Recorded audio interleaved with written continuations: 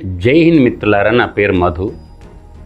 ఈరోజు భారతదేశ వ్యాప్తంగా ఎలక్షన్ కమిషన్ ఆఫ్ ఇండియా వాళ్ళు, భారత పార్లమెంటు, రాజకీయ పార్టీలన్నీ కూడా శాసనసభ నియోజకవర్గ స్థానాలను అట్లాగే పార్లమెంటు స్థానాలు కూడా పెంచాలని చెప్పి ఒక విధానపరమైనటువంటి నిర్ణయానికి వస్తున్నారు. దానికి సంబంధించిన బిల్లు కూడా పార్లమెంట్లో అతి త్వరలో ప్రవేశపెట్టబోతున్నారు.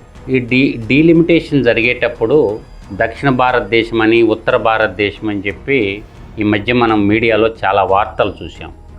వీటన్నిటికంటే కూడా ఇక్కడ జరుగుతుంది ఏంటంటే, ఈ ప్రాంతీయ అసమానతలు లేకుండా ఇప్పుడున్నటువంటి సీట్లలో ఏదైతే ఉన్నాయో దాంట్లో 50% యాడ్ చేసి నూతనంగా కొత్త నియోజకవర్గాల ఏర్పాటుకి సుగమం చేస్తుంది.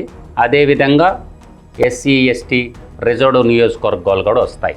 అయితే ఆంధ్రప్రదేశ్లో ఇప్పుడు మనం చూసుకున్నట్లయితే ప్రజెంటు 175 శాసనసభ నియోజకవర్గాలు ఉన్నాయి, 25 పార్లమెంటు స్థానాలు ఉన్నాయి. ఆ 175 స్థానాల్లో మనకి సగం చేసుకొని యాడ్ చేసుకుంటారనమాట. ఆ యాడ్ చేసుకున్నప్పుడు మనకేంటంటే నియోజకవర్గాల సంఖ్య పెరుగుద్ది. అయితే ఆంధ్రప్రదేశ్కి, తెలంగాణ రాష్ట్రానికి 2014లో ఒక విభజన చట్టం మనకుంది. ఆ విభజన చట్టంలో రాశారు, ఆంధ్రప్రదేశ్ శాసనసభ స్థానాలని 225కి పెంచాలని, తెలంగాణ శాసనసభ స్థానాలని 153కి పెంచాలని చెప్పి విధానపరమైన భారత పార్లమెంట్ ఆమోదించిన ఇంకొక చట్టం ఒకటి ఉంది. ఏది ఏమైనప్పటికీ 2029 ఎలక్షన్ నాటికి ఈ నియోజకవర్గాల సంఖ్య 50% పెరగటం వల్ల సహేతుకమైనటువంటి నిర్ణయాన్ని తీసుకున్నారని అలాంటి వ్యక్తులను భావిస్తున్నాం. అంటే జనాభా ప్రాతిపదికన, తర్వాత మనకి భౌగోళిక విస్తీర్ణ ప్రాతిపదికన కాకుండా ఇప్పుడు శాసనసభల్లో కేంద్రపాలిత ప్రాంతాల్లో ఎన్నైతే సీట్లు ఉన్నాయో వాటికి దాంట్లో సగం తీసుకొని యాడ్ చేసుకుంటారనమాట. ఆ విధంగా నియోజకవర్గాల సంఖ్యని పెంచబోతుంది భారత పార్లమెంటు చట్టం ద్వారా. రేపు రాబోయే ఎలక్షన్లో దాదాపుగా నీకు పార్లమెంటు స్థానాలు అయితే 820 దాకా పార్లమెంటు స్థానాలు కాబోతున్నాయి. అదేవిధంగా ఆంధ్రప్రదేశ్కు తీసుకునేసరికి 175, దాంట్లో 175లో మనం సగం చేసుకున్నామంటే దాదాపుగా ఒక 70 స్థానాల దాకా పెరిగేటటువంటి అవకాశం అధికంగా కనిపిస్తుందన్నమాట. మొన్న రేవంత్ రెడ్డి కూడా చెప్పాడు, మనకు తెలంగాణలో దాదాపుగా 182, 183 స్థానాలు కాబోతుంది అని చెప్పి రేవంత్ రెడ్డి కూడా ప్రకటించారు.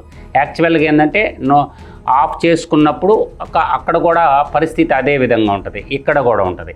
అయితే ఆశ్చర్యకరమైనటువంటి విషయం ఏంటంటే 2009లో స్వర్గీయ రాజశేఖర్ రెడ్డి గారు ఒక గేమ్ ప్లే చేశాడు. ఎక్కడైతే తెలుగుదేశం పార్టీ బలంగా ఉందో ఆయా నియోజకవర్గాలన్నీ చిన్న భిన్నం చేసి కొన్ని మండలాలు అటు ఇటు చేసి కాంగ్రెస్కు బలమైన నియోజకవర్గాలు ఏర్పాటు చేశారు. దాంట్లో కడప జిల్లాలో ఒక నియోజకవర్గం గురించి మీకు చెప్తాను.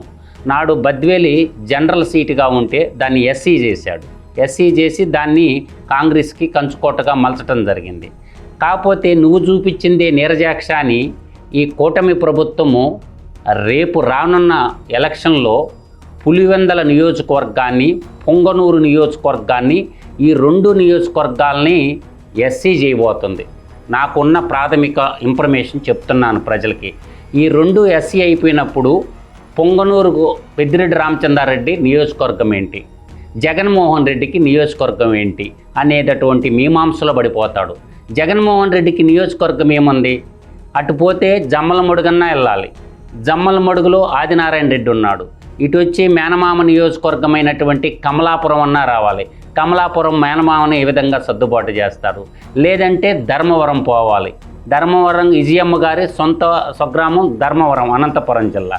అక్కడ కేతిరెడ్డి వెంకటరమణారెడ్డిని ఏం చేస్తాడు. ఇప్పుడు జగన్మోహన్ రెడ్డికి నియోజకవర్గమే లేకుండా పోతుంది. వేంపల్లి అనేది నియోజకవర్గాలు కానీ పెరిగితే ఖచ్చితంగా ఏంపల్లి నియోజకవర్గం అవుద్ది. ఏంపల్లి నియోజకవర్గం అయినప్పుడు అసలు గేమ్ ఇక్కడ స్టార్ట్ అవుద్ది. ఎందుకంటే పేర్ల పార్థసారథిరెడ్డి జగన్మోహన్ రెడ్డి కుటుంబానికి, పేర్ల పార్థసారథిరెడ్డి కుటుంబానికి ఎప్పటి నుంచో ఉంది, రైవాలిటీ ఉంది. దీన్ని దృష్టిలో పెట్టుకొని వేంపల్లి నియోజకవర్గంలో కానీ అయినప్పుడు జనరల్ అయినప్పుడు జగన్మోహన్ రెడ్డి కానీ వేంపల్లి నియోజకవర్గం మీద కానీ పోటీ చేస్తే అక్కడ డి అంటే డి అనేటటువంటి సిచ్యువేషన్ వస్తుంది. ఎందుకు వస్తుందంటే రెడ్లందరూ ఒకటి కాదని నేను మొట్టమొదటి నుంచి ఎప్పటి నుంచో చెప్తూ ఉంటాను. పెడకంటి రెడ్లు అధికంగా ఉండేటటువంటి ఒక 2 మండలాలు, అక్కడ సామాజిక సమతుల్య పవన్ కళ్యాణ్కు సంబంధించిన సామాజిక వర్గం ఒక 2 మండలాలు తీసుకొని వేంపల్లి నియోజకవర్గాన్ని కానీ ఏర్పాటు చేస్తే అక్కడ బిగ్ టైట్ సిచ్యువేషన్ వస్తుంది అనమాట. అందువల్ల ఏంటంటే జగన్మోహన్ రెడ్డి పులివెందుల నియోజకవర్గాన్ని ఖచ్చితంగా ఈ కూటమి ప్రభుత్వంలో రేపు డీలిమిటేషన్ కానీ అయిందంటే ఖచ్చితంగా ఎస్సీ అయ్యేదానికి అవకాశాలు మెండుగా ఉండే 1000% ఎస్సీ అవ్వద్ది. పులివెందుల, పొంగనూరు ఈ 2 ఎస్సీలు అవుతాయి. ఎస్సీ అయినప్పుడు జగన్మోహన్ రెడ్డి ఏ నియోజకవర్గానికి పోయి పోటీ చేయాలనేది $1 మిలియన్ ప్రశ్నగా ఏర్పడుతుంది. అటు కమలాపురం చూస్తే మామన్నాడు, జమ్మలమడుగు చూసేళ్ళకే దేవగుడి వాళ్ళ కుటుంబం, ఆదినారాయణ రెడ్డి వాళ్ళ కుటుంబం ఉంది. ధర్మవరం పోతే అక్కడ కేతిరెడ్డి వెంకటరమణారెడ్డి ఏ నియోజకవర్గం వెతుక్కుంటాడు, మీమాంసలో పడేటటువంటి అవకాశం జగన్మోహన్ రెడ్డికి ఉందన్నమాట. ఖచ్చితంగా జగన్మోహన్ రెడ్డికి పోటీ చేస్తే జమ్మలమడుగులన్నా పోటీ చేయాలి, లేదంటే ధర్మవరం పోయి అన్నా పోటీ చేయాలి. అప్పుడు ఉంటుందన్నమాట రాజకీయ ఎత్తుగడలన్నీ ఎప్పుడు ఎలా ఉంటాయో కూడా మనకి తెలియదు. అందువల్ల ఆలోచన విధానం ఏంటంటే ఇప్పటి నుంచే కూటమి ప్రభుత్వం అన్ని సెటరేట్ చేసుకుంటుంది. తెలుగుదేశం పార్టీ ఏ ఏ మండలాల్లో బలంగా ఉంది, ఎక్కడెక్కడ బలహీనంగా ఉంది, ఏటిని ఎస్సీ చేయాలా, ఏ నియోజకవర్గాలను ఎస్టీ చేయాలని చెప్పి ఇప్పటి నుంచే ప్రణాళికలు రచిస్తూ ఉంది కూటమి గవర్నమెంట్. అయితే జగన్మోహన్ రెడ్డి నేను రాష్ట్ర నాయకుడిని, దేశ నాయకుడిని అంటున్నప్పుడు జగన్మోహన్ రెడ్డి ఈ మధ్యకాలంలో మావిగన్ అనేటటువంటి ఒక కొత్త స్లోగన్ తెచ్చాడు. ఎక్కడ రాజధానికి సంబంధించి ఒక కొత్త స్లోగన్ తెచ్చాడు. కాబట్టి ఈ మావిగన ప్రాంతాల్లో ఏమన్నా పోటీ చేస్తాడా, గుంటూరు జిల్లాలో, కృష్ణా జిల్లాలో పోటీ చేసి ఏమన్నా గెలిచేటటువంటి అవకాశాలు ఉందా? అందువల్ల స్థాన బలం అనేది జగన్మోహన్ రెడ్డికి బలంగా ఉంటుంది పులివెందుల్లో. ఇదే విధంగా లొకేషన్ తీసుకున్నట్లయితే ఈరోజు అతనికి ఎప్పుడూ తెలుగుదేశం గెలవనటువంటి మంగళగిరి స్థానం మీద పోటీ చేసి గెలవడం జరిగింది. కాబట్టి జగన్మోహన్ రెడ్డి మావిగన్ అనేటటువంటి ఒక నూతన సిద్ధాంతాన్ని తెచ్చిండు. కాబట్టి ఈ మావిగన్న ప్రాంతంలో ఏదైతే రాజధాని జిల్లాలు అయినటువంటి కృష్ణా జిల్లా, గుంటూరు జిల్లా, ఇక్కడ పల్నాడు జిల్లా, అట్లాగే ఎన్టీఆర్ జిల్లా అంటారు, ఈ జిల్లాలో ఎక్కడన్నా పోటీ చేసి గెలిచేటేమన్నా అవకాశాలు ఉన్నాయా? ఇక్కడైతే ఆ యొక్క ఛాన్సే లేదు ఇక్కడ. కాబట్టి జగన్మోహన్ రెడ్డి ధర్మవరం వెళ్తాడా, జమ్మలమడుగు వెళ్తాడా, కమలాపురం వెళ్తాడా, లేదా యాంపల్లి నియోజకవర్గంలో పోటీ చేయబోతాడా? డీలిమిటేషన్ జరిగితే చెప్తున్నాను. కాబట్టి జగన్మోహన్ రెడ్డి కొత్త నియోజకవర్గం ఎత్తుక్కోవాల్సినటువంటి ఆవశ్యకత ఈ డీలిమిటేషన్ల ప్రక్రియలో భాగంగా పులివెందుల నియోజకవర్గం ఎస్సీ రిజర్వ్డ్ ఖచ్చితంగా వద్ది. అదేవిధంగా పొంగనూరు కూడా అవుద్ది. పెద్దిరెడ్డి రామచంద్రారెడ్డి కొత్త నియోజకవర్గం ఎత్తుక్కోవాల్సిందే, జగన్మోహన్ రెడ్డి కూడా కొత్త నియోజకవర్గం. ఇది అక్షరాల జరిగి తీరుద్ది. నేను అధిక ఎప్పుడు చెప్తా, సత్యమేవ జయతే ధర్మో రక్షిత రక్షిత లోకా సమస్త సుఖినో భవంతు. సత్యానికి ఎప్పుడు అపజయం ఉండదు, అలాగే ధర్మానికి ఎప్పుడు విజయమే ఉంటుంది. కాబట్టి జగన్మోహన్ రెడ్డి 2029 అనేది తన యొక్క రాజకీయ భవిష్యత్తుని శాసించేటటువంటి ఇయర్గా అవపడబోతుంది. 2029లో కానీ జగన్మోహన్ రెడ్డి కానీ ఓడిపోయినట్లయితే శాశ్వతంగా యువజన శ్రామిక రైతు పార్టీ కూడా కాలగర్భంలో కలిసిపోతుంది అనేది అతిశయోక్తి లేదని మాత్రం నేను చెప్పగలను.